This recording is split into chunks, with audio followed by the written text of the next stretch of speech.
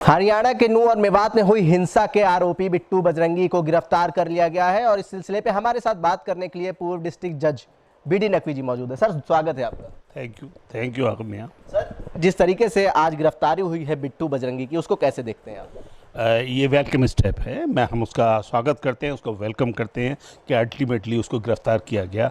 जो मेन इंसाइटर था, जो मेन मोटिवेटर था इन सब चीज़ों को करने का, सारे उसी की वीडियो से ही चीज़ें बहुत ख़राब हुई। जी, आपको क्या लगता है कि 2024 चुनाव करीब है, क्या ऐसे में आपसी सौहार्द बिगाड़ने का काम करा जा रहा है? बिल्कुल, परसेप्शन तो लोगों का यही बन रहा है। मैं इस बात को बहुत ज़्यादा तो शेयर नहीं कहूँगा, लेकिन मणिपुर हिंसा जिस अंदाज से हुई, जिस अंदाज से चीज़ें वहाँ हुई और फिर वहाँ एक्शन नहीं हुआ 3 महीने में, जब वहाँ इनेक्शन था तो हमें हरियाणा में भी इनेक्शन देखने को मिला। और इनेक्शन ही नहीं बल्कि मुझे तो लगता है कोई ना कोई ताकतें उनकी मदद करती हैं, इसलिए इतनी हिम्मत होती है। हथियार लेके घूमना, पुलिस देख रही है, पुलिस साथ चल रही है और हथियार लेके लोग चल रहे हैं। अब इसको हम क्या कहेंगे, क्या हम नतीजा निकालें? हम ये निकालें कि नहीं साहब, खट्टर साहब ने बड़ा अच्छा काम किया? हम तो नहीं कह सकते। It's a failure, A total failure. और वहाँ पर कम्युनलिज्म के साथ कास्टिज्म का भी खेल हो रहा है। ठाकुर वर्सेस गुजर, ये सारी चीज़ें क्यों हो रही है भाई? हम हिंदुस्तानी हैं, हमें एक तरह से रहना है, साथ साथ मिलकर रहना है। तो ये तो गलत है जो दीवारें खड़ी की जा रही हैं समाज में। मेवात और नूंह हिंसा में सर, आप मुसलमानों को कितना दोषी मानते हैं, कितना जिम्मेदार मानते हैं?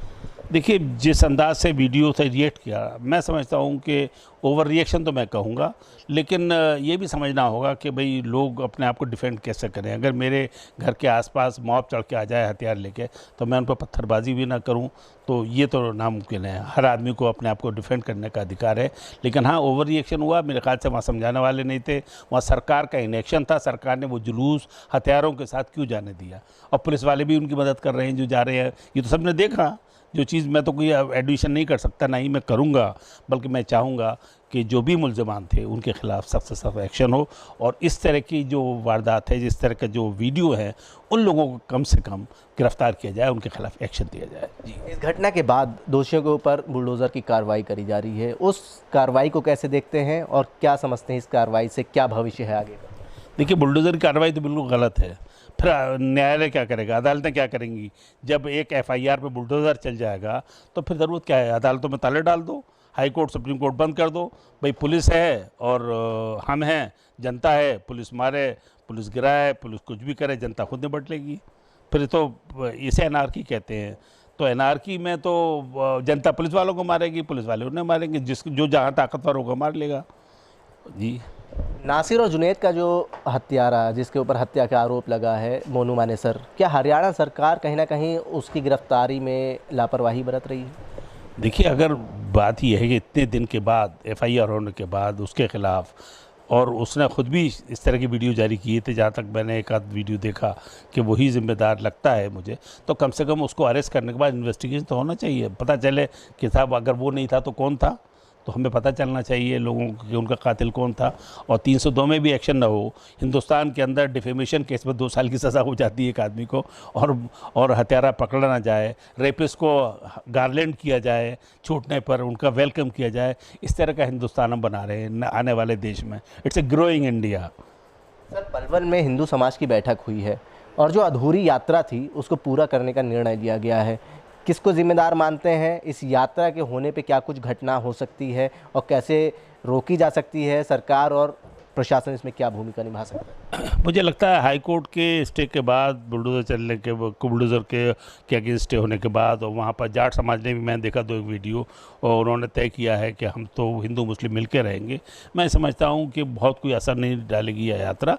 अगर आदमी बगैर हथियार के चले और कोई यात्रा पूरी करे तो कर ले, लेकिन यह कि हथियार वो जो यात्रा हो उसमें कोई वायलेंस ना हो, ये जिम्मेदारी तो सरकार की है। सरकार को जिम्मेदारी तो लेनी पड़ेगी कि अगर वो यात्रा ही पूरी करते हैं तो वो वायलेंस नहीं करते। ये गारंटी क्या है? पहले जो लोग हथियार लेके जा रहे थे उस यात्रा में, क्या उनको पकड़ा गया?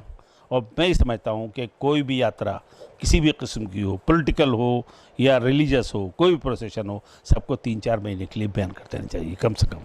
ये वहाँ के लोग सर आरोप लगा रहे हैं कि एक तरफा कार्रवाई करी जा रही है। आपने पूरे मंजर पे नज़र रखी है, तो क्या लगता है आपको, अपना प्रिस्क्रिप्शन?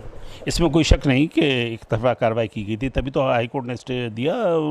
बुलडोज़र जो चल रहा था, 300 मकान गिरा दिए गए और उनके खिलाफ कोई एक्शन नहीं। जो एग्रेसर है आप उसके खिलाफ कोई एक्शन नहीं कर रहे, और जो आदमी रिस्पॉन्ड दे रहा है, जो राइट ऑफ प्राइवेट डिफेंस में एक्शन ले रहा है, आप उसे अरेस्ट कर रहे हैं, उसके घर गिरा रहे हैं, तो ये तो गलत है। एक तरफा कार्रवाई तो है, ये तो दुनिया मानती है, मैं भी मानूंगा। जो जो वीडियो मैंने देखे, अब सरकार दिखाए कि कितने लोगों में खाती, पहली कार्रवाई है जो बिट्टू बजरंगी गिरफ्तार किया गया। आई थिंक ये पहली कार्रवाई है, इससे अलावा तो हमने नहीं सुना कि किसी और को भी अरेस्ट किया गया। अगर अरेस्ट किया गया है तो सरकार बताए, हम उसको वेलकम करेंगे जी। हरियाणा की जो जनता है सर, वो मांग कर रही है कि हरियाणा में भी उत्तर प्रदेश जैसे मुख्यमंत्री होने चाहिए। बात हो रही योगी आदित्यनाथ की। भाई मैं ये मानता हूँ कि जाहिर है हरियाणा में जो वायलेंस हो रहा है वो यूपी में नहीं हो रहा है, तो इसलिए यूपी का मुख्यमंत्री को हम उसको बेटर ही कहेंगे ना हम। लेकिन जब यहाँ की जो घटनाओं के बारे में हम उसमें इंट्रोस्पेक्शन करके, उसको एनालाइज करके, तब हम कोई राय दे सकते हैं अपने मुख्यमंत्री के अगेंस्ट। हमारे मुख्यमंत्री तो कुछ चीज़ों जो ऊपर से आती हैं हमेशा मोदी की तरफ से, उसको भी कभी भी नहीं मानते हैं। तो ये आता है पब्लिक में मैसेज, तो हम समझते हैं कि नहीं भाई, हमारा चीफ मिनिस्टर स्ट्रांग है उसका प्रिजन में, और यहाँ लॉ एंड ऑर्डर बेटर है, यहाँ चीज़ें नहीं हो रही है इस तरह की।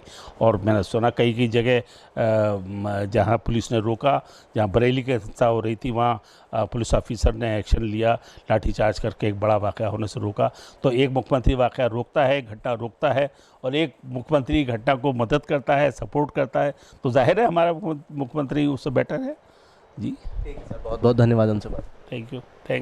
हमारे साथ बात करने के लिए पूर्व जिला जज BD नकवी मौजूद थे, जिन्होंने कहा है कि हाँ, कहीं ना कहीं बुलडोज़र कार्रवाई जो है वो गलत है, और एक पक्ष के ऊपर जो कार्रवाई हो रही है वो भी कहीं ना कहीं समाज देख रहा है। जनसंदेश टाइम्स के लिए कैमरा पर्सन जिशान खान के साथ आकिब मिराज खान, लखनऊ।